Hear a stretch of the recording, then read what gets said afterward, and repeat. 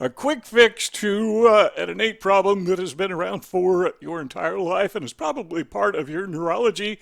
I don't think that's going to happen, but we can take some steps in the right direction. Now, what we're talking about here is something that we sometimes refer to as social defeat. Virtually everyone with Asperger syndrome encounters this difficulty, and that is maneuvering through life's social circumstances.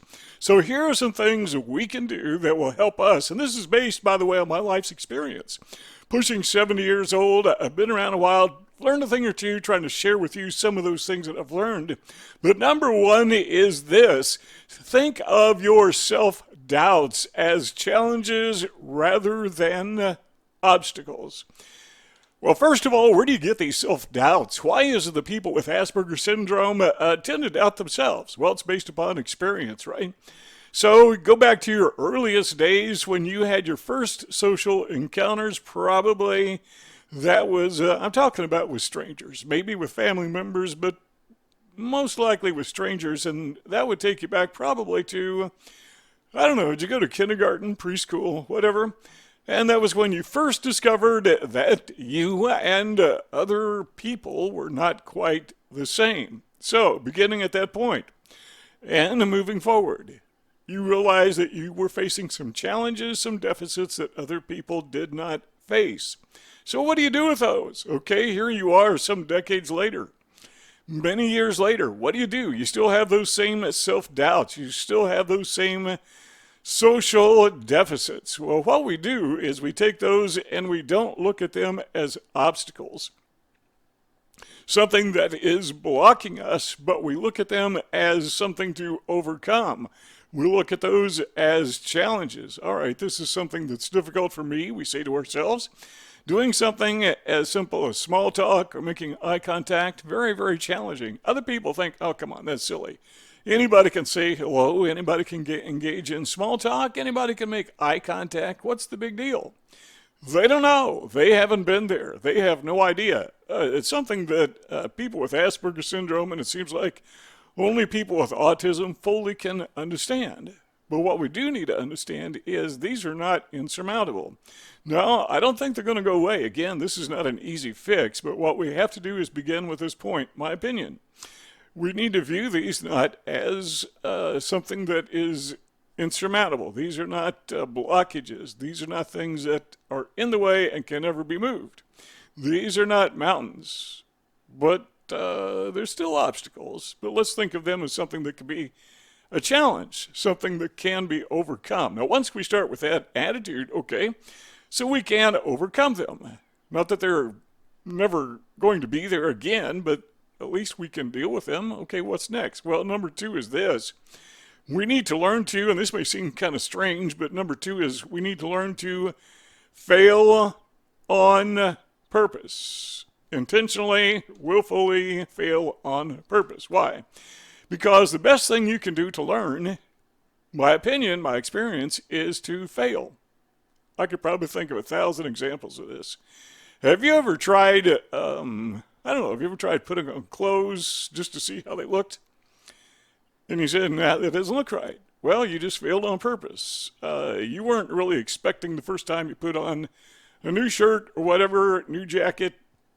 Yeah, that's the ideal thing. Now, maybe you were, I don't know, but chances are the first time you tried to paint a picture, maybe do a little drawing, a little sketch, think it'd be perfect. Nah, you just sketch it out. Maybe you're planning on some kind of renovation of your house or the interior of your house.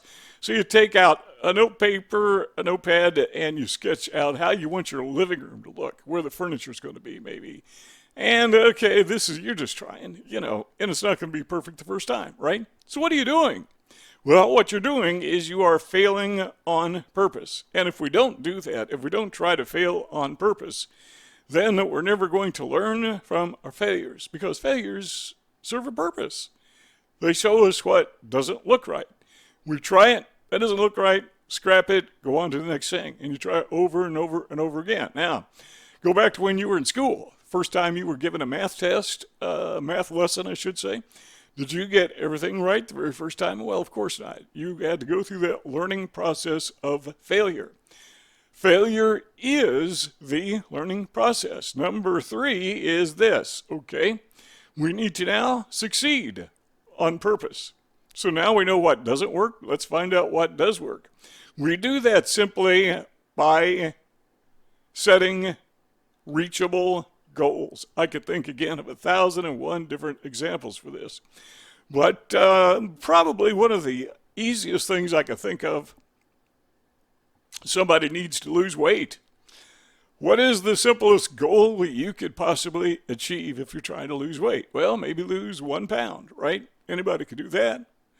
Maybe skip dinner or something. Maybe eat a little bit less. So for dinner, we're going to have this, and this, but I'm going to take away this. The one little thing I'm not going to eat. You know what that is? That is succeeding on purpose. Okay, let's put that in the context of a person with Asperger syndrome. What is your challenge? Well, your challenge is social interactions. What we're going to do is we're going to succeed on purpose. We're going to be out and about. We're around other people, complete total strangers, and we're going to say something to a stranger. We're going to succeed on purpose.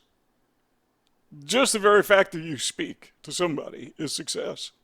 May not be comfortable, but you can do it. The very fact that you make eye contact with someone else, that's success.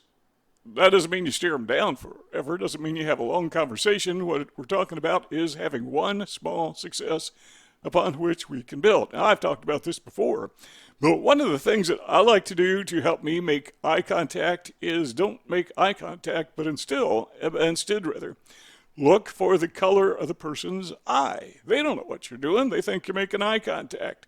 But look for the color of their eye, or look for some other physical feature relative to the other person's eyes. You know, how wide are their eyes? What do their eyes tell you?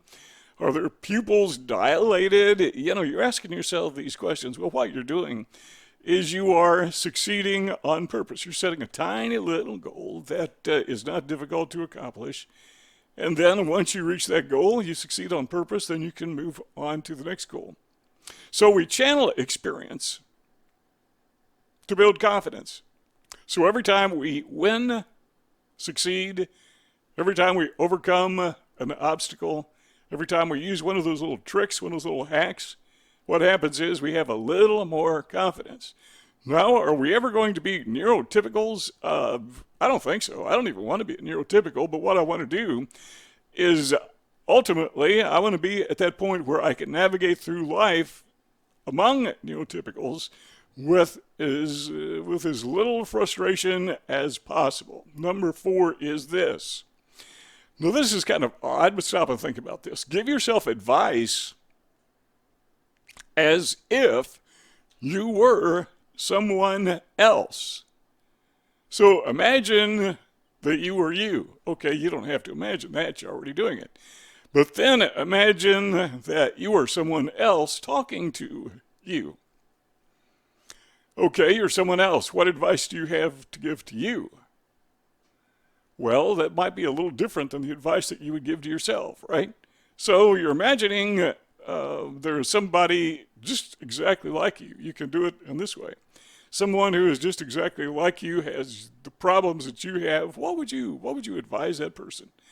What happens is we get outside that rut of feeling sorry for ourselves, that rut of feeling defeated, that rut of feeling we absolutely positively cannot do this because, we've been trying for years, sometimes decades. We just can't get out of it. And I'm not dismissing that because that's very real. I mean, we've had those experiences over and over and over and over again. And they're difficult to overcome. But we can use these little life hacks to deal with those things. And one of them is just give ourselves advice as if we were somebody else. All right, number 5 is this. Identify our strengths and our weaknesses. Now, to do this, you got to be brutally honest. And that's kind of hard for most people to do. But do you have any strengths? And if you say, no, I can't think of any, well, you're not being honest with yourself. I mean, the fact that you're alive and breathing is a strength, okay? Strength number one, I'm alive. Strength number two, I'm breathing. Strength number three, I'm thinking about being alive and breathing. Okay, so you're getting started, right? You're getting into the role. Okay, so those are some things about you that are very positive. The fact of the matter is that you're cognitive. The fact that you are facing challenges, that is a strength, because you can't overcome a challenge unless you first recognize that you have it. So now we're identifying strengths, but we also have to identify the weaknesses, and you can't overcome a weakness, or it's very difficult to overcome a weakness unless you acknowledge that you have that weakness. So what are your weaknesses? Well, those we probably already know because they've been drilled into us from day one. Things like eye contact, things like difficulty with social interaction, things like not being able to read, what people call mind blindness, what psychologists call mind blindness. We don't know what other people are thinking. Other people know what we're thinking. It's kind of like they're mind readers. No, they're not reading our minds. They're reading our expressions. They're reading our body language. We have a challenge doing that. That's part of our weaknesses. So we just acknowledge the fact, okay, so I've got that weakness. Now what? Well, now we work on it, okay? Number 6 is talk out loud to imaginary strangers. Now, you want to do this when you're alone, otherwise people think you're crazy. People might think you're crazy anyhow, that doesn't matter. But seriously, try this. Maybe you're driving alone in your car. Maybe you're, I don't know, in your room by yourself, whatever. Maybe you're out taking a walk where nobody can hear you. And just imagine there is a stranger there with you, somebody you don't know. And just practice talking to the person. Open your mouth and let words come out. Hi, how are you? What's your name? You know, so forth and so on. You got a little practice. You don't have to go on forever. But what is happening is you're acclimating your mind. You're engaging your neurons, your neural memory, and you are putting your brain in a position where it is accustomed to talking to strangers. Just practice. That's all it is, and it seems to work. All right.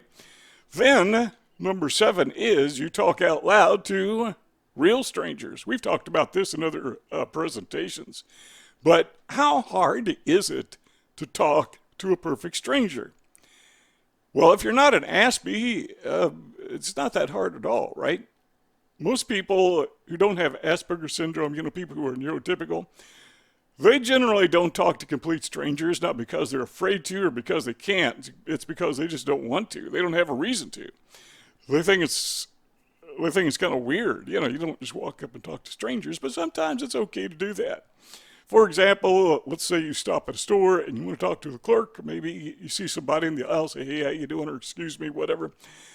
You just talk. You open up your mouth and you talk. So simple, but not to a person with Asperger syndrome. It's challenging. But hey, you've practiced, right? You were alone in your car. You had the scenario in your mind. You practiced, and now you open up your mouth and the words come out. Hopefully, sometimes they don't. I understand, because I've been there, done that, and I'm still there, and I'm still doing that. But just say good morning, or just say how are you, or just say excuse me, or whatever, and you begin building the tolerance for communicating with others. Number 8, I think this may be one of the most important things we could possibly do, and that is, or things we should not do, and that is don't play the victim. One of the serious problems that I think people with Asperger syndrome have, and I'm speaking again from experience, kind of preaching to myself here, is it's so easy to put ourselves in the role of the victim. I am the guy that everybody picks on. I am the guy that has had such a horrible past.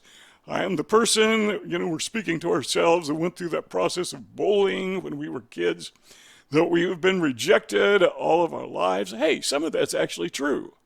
I'm not saying dismiss it. I'm not saying to minimize it. I'm just saying you don't have to live with your past. In other words, it's bad enough other people put us in those situations. Let's don't put ourselves in this situation.